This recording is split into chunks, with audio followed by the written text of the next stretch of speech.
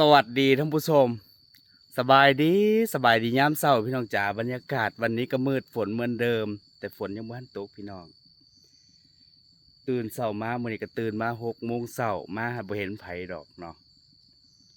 ด้วยความเขาเจ้าไปหาเห็ดแต่ละมื้อเห็นเขาเจ้าได้เห็ดหลายก็เลยอยากมาหามื้อนี้ก็เลยมาย่างมาผู้เดียวแหละแถวป่าแถวนี่แหละแถวข้างไร่ข้างนาเห็นบ่พี่น้องขาวๆอ่ะขาวๆดิเห็ดละโงกเด็กกระตาใบไม้มาพี่น้องเห็ดละโงกขาวก็บ่ได้อยากเก็บหยังดอกอยากเก็บเห็ดละโงกนี่ล่ะบ่อนไหนที่เคยเก็บแล้วก็ย่างหาเนาะแต่มากับพ่อคนอยู่เขาเจ้าว่าได้อยู่คิดว่าสิบ่เห็นอย่างหน่อยก็ได้เก็บจัก2 ดอก 3 ดอกก็โอเคแล้วอุ้ยบ่ได้ถือมีดถือหยังเนี่ยเห็ดละโงกขาวนะจ๊ะดอกแรกของปีนี้ที่ได้เก็บน้ำโมตื่นเช้ามาเขาก็ไปหาเห็ดเบิร์ดพี่น้องแม่น้องเหมยเขายายรุ่นสาววันเขาไปเก็บมือหนึ่ง2-3 รอบได้แล้วนะจ๊ะดอกแรกวินี่ไข่นึงเอาแสดงว่ามันมีโมอยู่เด้ส่วนใหญ่เห็ดละโงกมันออกตามโน่นหินแฮตามโคกแห้งๆอ่ะไข่เห็ดละโงก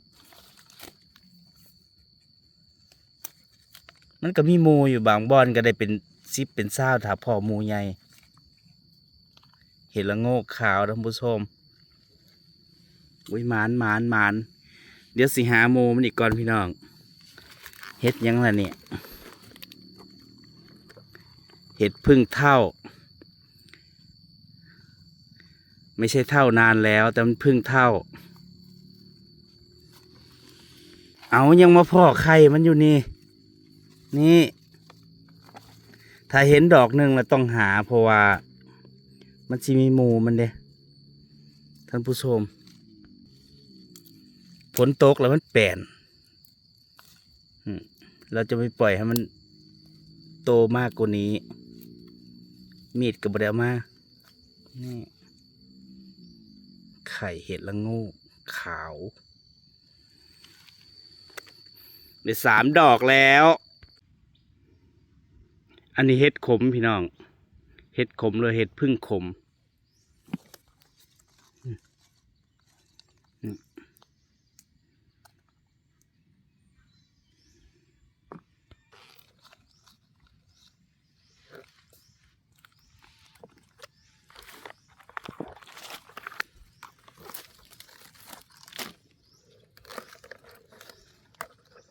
หลายดอกอยู่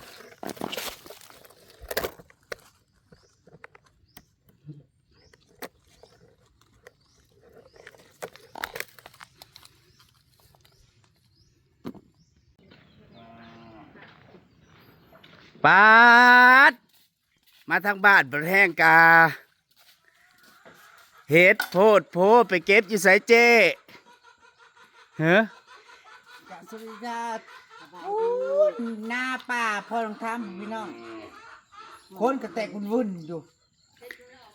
ซ้ำกับตลาดนัดเวลาเห็ดออกไม่เจ้าเขาบอกใส่เกลือ ใช่ดูจนล้างไปก่อนเลย ของข่อยได้เห็ดละโงก3 ดอก ไป คนกันเลาะวุ่นๆคือกันเนาะ แพงก็บ่ได้ไปแทนนี่ได้เห็ดละโงก3 ดอกนี่ให้ยายเจ๊เห็ดดอกนี่คือเจ้าแท้ ของหน้าตัวเล็กเท่าๆนะเขาไม่ต้องทำ เท่าก็เท่า ห้องเนยเลยนี่ของเพิ่น สรุปแล้วของนางนางได้แต่ดอกเท่าเขาบ่เอาเขาบ่เก็บ พ่อเพิ่นนะเพิ่น สรุปไปจากคนนี่นะ ร้อยบักน้อย สรุปแล้ว4 คน5 คนเหมือนบ่ดีนะ ห้องย้อนนี่ สมพอจังได้หลายไปกัน5 คนพ่อน้องเมยแม่น้องเมยสาวร้อยบ่าวอ้อยอำมาลาเขาก็ไปกันแต่ตี 4บ่มึงได้พี่น้อง มาติดเขากับลุงแล้ว เขายายรุ่นเข้ามาแล้ว บ่พวกน่ะบ่มาง่ายดอก ยายรุ่นน่ะเมื่อวานไป3 รอบค่ำเพิ่นก็ได้เต็มกระตาพี่น้องเฮ็ดละโงก มีละข้าวเนาะ แต่ซุมนี้นะผ้าออกมาดำนาก็เลยไปแต่เด็กแล้วก็มาแม่น้องเมยเนี่ยลงไปลกกาแล้ว อาจารย์ว่าท่านลงมาครับ เฮ็ดละโงกขาวเฮ็ดละโงกเหลืองแสดงว่าปีนี้ก็ออกหลายพอสมควรเนี่ยมันจังได้หลายสำนี่ปกติสิบ่ปานนี้เนี่ย กระเจ้า อุ๊ยอันนี้ จำนี่แหละ นี่มันสิออกเป็นหมู่นะจ๊ะเฮ็ดละโงกถ้าเฮ็ดละโงกเหลืองแห้งก็ออกหลายมึงบางหมู่เป็น20พุ่นน่ะ เนาะ อันนี้เฮ็ดธรรมชาตินะจ๊ะไม่ใช่เฮ็ดปลูกหรือว่าเฮ็ดป่ายางนา เขาไปหาอยู่ปุ้นขี่รถไปตั้งแต่ไต่ไฟไปตั้งแต่ตีสี่ บ่มาง่ายเด้อ ฟ้าเอามาดำนาคันดำนาคันได้ดำนาแล้วก็จะไปหาเฮ็ดก็ไปบ่ได้เนาะคันไปก็ไปแต่เด็ก แห้งไปบุชามได้พวกน่ะ ช่วงมาช่วงกูว่าแม่ตีหาเครื่องเหรอบอก นางวันน่ะ เขาแม่น้องเมยได้ไปก่อนแต่ตีสี่ เรื่องไฟไปขนาดไปฮอด มึ พุ่ ง น นะ ยังมีคนออกมาเลย โอ้ยหาเฮ็ดซุมื้อนี่บางคนน่ะเขาเลาะไต่อยู่เบิดคืนอืม รู้แท้นี่เขาก็เยื่อง แม่ บางเทื่อไปฮอดป่าเขาเจ้าออกมาแล้ว เด็กไปหาเฮ็ดผึ่งนี่นะเฮ็ดผึ่งอันนี้นะ เฮ็ดผึ่งแล้วมัน เฮ็ดเพิงขมิ้น บ่ได้เฮ็ดผึ่งเขารุ่น นี่ มันหลายๆ เมื่อวานยายรุ่นเฮ็ดเพิงเข้าแล้วก็ได้ เขาไปมื้อนี้ก็สิได้เขาไปกังเว้นมันก็หางาน บ่เขาอันแบบเขาบ่ได้ฟ้าวได้เขาไปเรื่อย หาแบบว่าเอาแต่เฮ็ด ๆ ไปป่านั่นป่านี่ดอนนั่นดอนนี่บัดเจ้าพัดพร้าวมาดำนาเฮ็ดข่าก็ออกพี่น้องนี่ เฮ็ดกา เฮ็ดข่านะจ๊ะ เฮ็ดกาสร้าง เฮ็ดข่ามันสิมีอย่างเวลาหนึ่งมันสิออกเฮิ่นๆค่าๆเขาเลยนี่ว่าเฮ็ดข่าเนาะ มีจำประแซ่บ แต่เอาไปจี้นี่หอมคืออันไปปิ้งนี่คือหอมคือเฮ็ดไข่ มันออกบ่ได้คมได้บ่ได้นั่นแหละ เนี่ยอันนี้เฮ็ดเพิงเข้าอุ้ยเฮ็ดละโงกเหลืองนี่งามเฮ็ดละโงกขาวดอกมันใหญ่ซ้ำกับกระปั้นพี่น้องนี่เห็นบ่นี่ดอกนี่ ดีงาม เบิ่งแน่ บรรณวะเขาบริดับหน้าเขาแต่กูรุ่น เออเขาหวานเฮ็ดนาหวาน อันนี้สิเป็นเฮ็ดปวกตาบเนาะตระกูลเฮ็ดปวกแซ่บหวานเนาะไปปิ้งป่นแจ่วเฮ็ด เอาออกซะ แต่พี่ภาษาผมมีชุลงไปหอด โอ้ยคนวุ่นวันอยู่ ต้นได้ คอยบ่ได้รอดพุ่นไปฮอดหน้ายายรวยแล้วก็ลบมา บ้นพ่อน้ำมูก คนหลาย พร้อมเลยนี่นะ คนมันหลายป่านิดหน่อย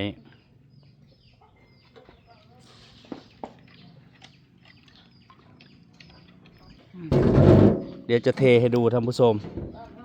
มันสิบ่เละตุ้มเปะบ่ เอาออกดอกหวานใส่กันนะ เอาเป็นหนึ่งเมื่อคืนนี่คุณยายแล้วก็หนึ่งสาวันหามาแล้วก็มาแบ่งให้เนาะ หนึ่งก็ เขาเจ้าน่ะไปหาอยู่เบิดมื้อ มีบ่ม เขาเจ้าได้หลายๆมื้อนี้เขาก็สิไปเบิดมื้อหั่นล่ะขนาดว่าหาซุมื้อพี่น้องเวลาเฮ็ดออกแล้วมื้อนี้มันก็บานคือเก่าเนาะต่อให้ออกหลายไปใดคนหาหลายไปใดมันก็บาน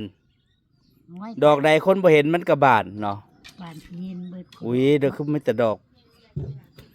ดอกบานหลายแท้ บานหลาย เฮ็ดอยู่ในเมืองแห่งในตลาดแห่งที่ถูกสงสัยโลละ100อ่ะล่ะมันหลายเด้ เวลามันหลายแล้วเขาก็บ่ซื้อ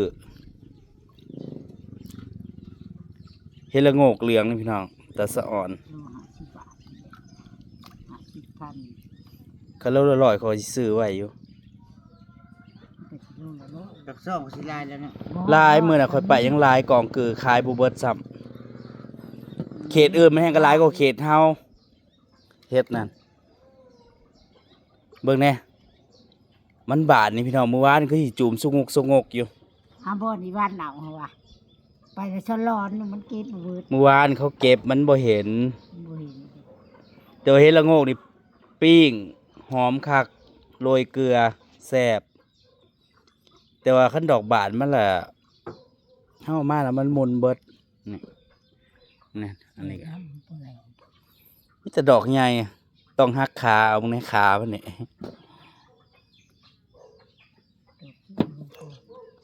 จูมมัน กี่เท่า หนึ่งกินกับแจ่วมะนาวอร่อยนะจ๊ะ อืม มันจะกรุบกรอบหอมนี่มึงในขามันอะขาเห็ดละโงก ไปหาซุมือกับบานซุมือ คนเราลายก็ แต่ซุมือนี่เขาไต่หา เงินก็คืน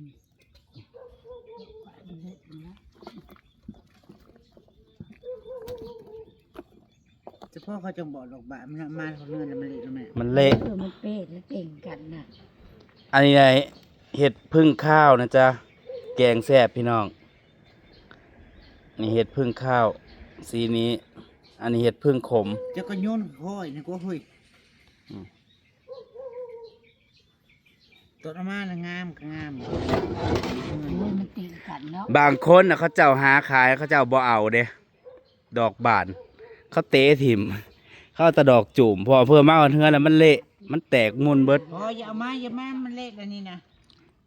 กระโปรงเช้าใช่ดอก อันนี้จะเป็น เมนูอาหารเช้าวันนี้นะจ๊ะของทีมงานดำนา ตอนไปหานะกระมวลอยู่ดอก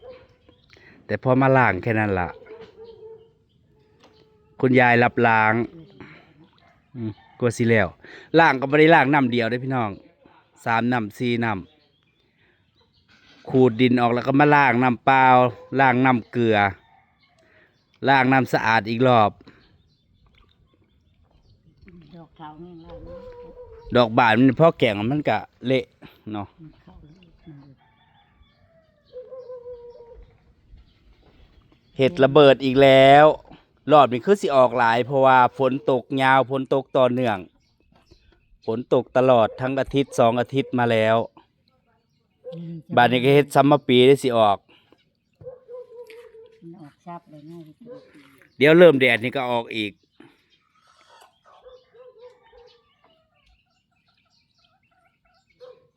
ปีแล้วนี่ซ้ำสิหาเห็ดบ่ว่าสิเป็นเห็ดปวก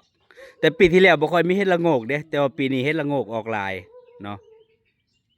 ปีแล้วนี่เห็ดปวกเห็ดสมปี เก็บจนเมื่อยเก็บ เกี่ยวเขาวแล้วยังพากันไปหาเห็ดแต่ปีที่แล้ว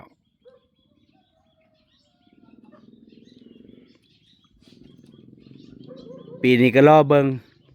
ถ้าเป็นฝนตกแต่หัวปีก็สิได้เก็บแต่หัวปีฝนเพิ่งจะมา เห็ดก็เพิ่งจะออก เดี๋ยวไปตามป่านะเห็ดขมน่ะหลาย มันบานเถาหุ่งอยู่ แต่ว่าคันดอกอ่อนๆเนี่ยเขาเจ้าก็เอาคันดอกเถาแล้วเขาเจ้าก็บ่เอา เห็ดขม ลายเมฆคมร้ายหลายปีป้าย คิดนะว่า เห็ดก็มีหลายชนิดเนาะหลายคนว่ารู้ได้ไงว่าเห็ดกินได้เห็ดกินบ่ได้ก็ตามที่เคยกินแหละพี่น้องอันใดเคยกินก็เอาอันใดบ่เคยกินก็บ่เก็บเนาะเห็ดเบื่อก็หลายเวลาเห็ดออกนี่ก็เห็ดเบื่อนี่ก็ออกสารพัด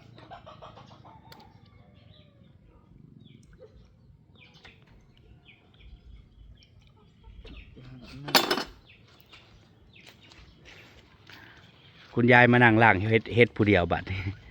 เมนูเมยหามาไว้ก็ลงเป็นลูกก้า ตื่นเช้ามาอันคนงานก็ลงแต่เช้า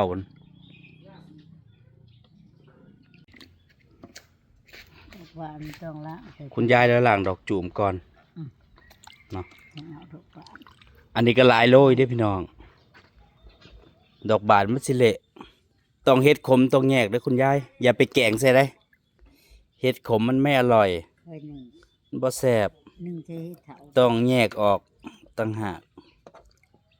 แกงสดน้ำร้อน วันนี้ก็หนึ่งคืนนี้ ๆแกงใส่ผักติ๋วผักอีตูพี่น้องมึงนะผักติ๋วก็เก็บมาจากป่านี่ออกสมๆจักหน่อยเนาะสำหรับผู้ใดที่อยากกินเห็ด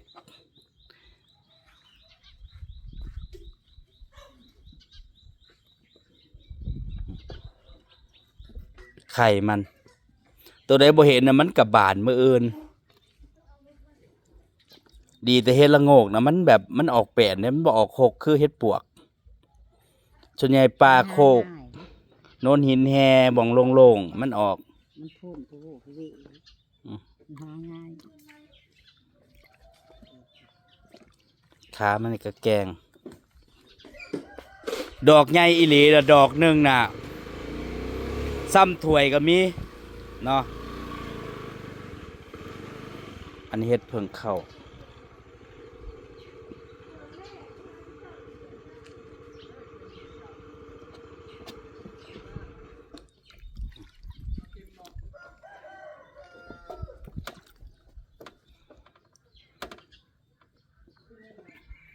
จะแกงดอกจูมมันนะจ๊ะดอกเถามันคุณย้ายแล้วสิหนึ่งอันนี้เฮ็ดเพิงขมิ้นพี่น้องแต่ว่าสีมันดำแล้วแกงแซ่บเพื่อนเนาะมันจะกรุบกรุบ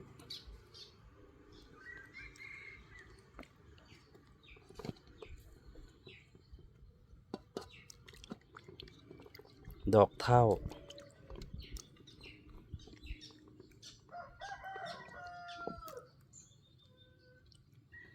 ดอกเถามันเป็นเปื่อยมันเละ